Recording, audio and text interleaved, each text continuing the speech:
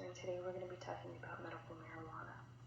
Medical marijuana currently is a treatment for several debilitating diseases, including cancer, MS, ALS, epilepsy, and chronic pain.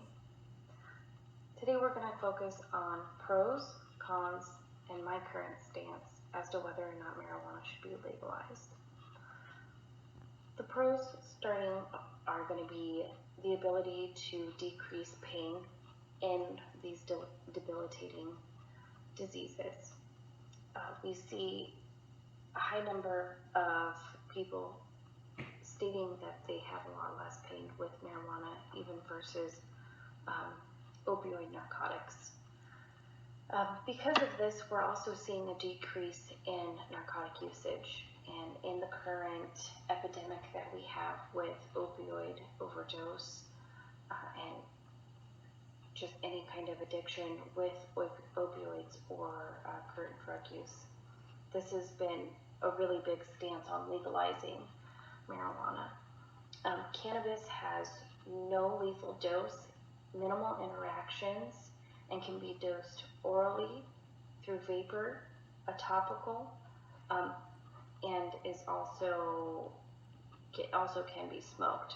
But when you smoke it, it does have some risks. So using these other vesicles of transportation into your system, you're avoiding a lot of the risk or risk completely. 5 to 15% of THC is noted in natural cannabis, but multi-cannabinoids are all working together to produce analgesia. And this is according to Gregory T. Carter, MD, the co-director for the MDA and ALS Center. The next thing that we look at in the pros is that it can reduce the critical symptoms of these illnesses. So in cancer patients, we're seeing increased appetite, decreased nausea. For seizure or Parkinson's patients, we're seeing decreased tremors and decreased seizures. And for depression and pain, we're seeing less pain, and we're seeing an increase of dopamine, which is your happy chemical. Following up, we're going to be looking at cons now and what may prevent somebody from wanting to legalize marijuana. So legalization has been on the ballots for years, really. 18 states currently have legalized marijuana completely. 37 states have gone ahead and legalized for medical marijuana. But unfortunately, because marijuana is not legalized federally, Medicaid, Medicare, and any kind of medical facility that is federally funded or takes these federal funding finances cannot and will not recognize these as treatments for disease. So that's our biggest con right now with medical marijuana. But we also see that there is altered mental state when using marijuana. We do see signs of intoxication.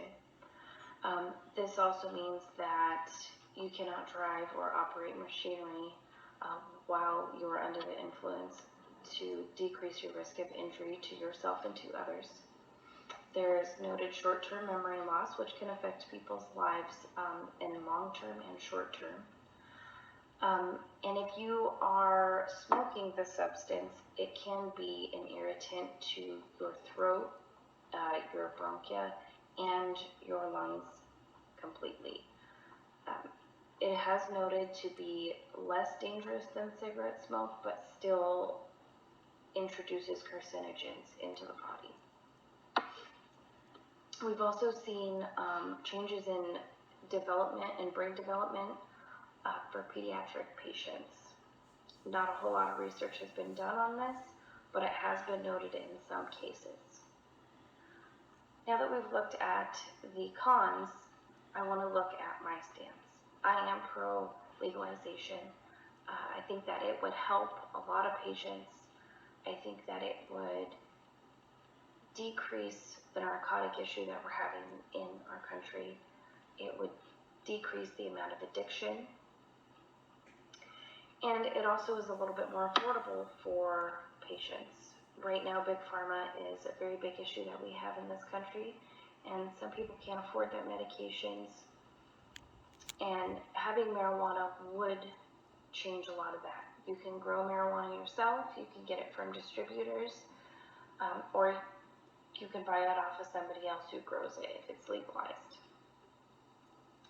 Marijuana is also a natural and holistic approach to medicine versus the westernized, chemical-based pharmacology that we tend to use more often.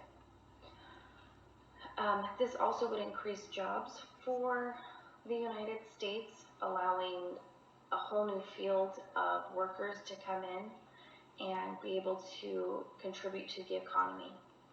And in some cases, in certain states, some of the taxes or fundings have gone into positive things like schools or libraries or help for the homeless or veterans, a multitude of things.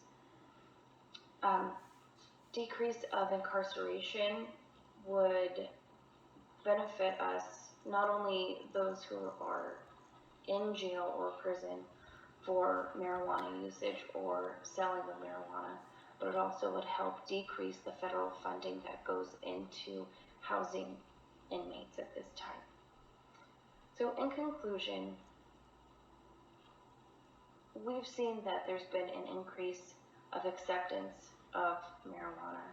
In October of 2016, 60% of the population that was surveyed agrees that it should be legalized. This comes from Bridgman in 2017. We're seeing that there's a decrease in narcotic and opioid problems, which is fantastic.